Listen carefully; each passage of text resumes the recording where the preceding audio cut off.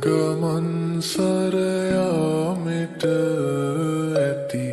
දොළොස් මල් පෙති පාවඩ රිසි මීන කුලේ නාගාලෙට සිරි මුතුරනින් කිරුවායද වටි වඩින කලබමින් ගජලීලා කුමුසේ සත් ලෙලවයි හිඳිනා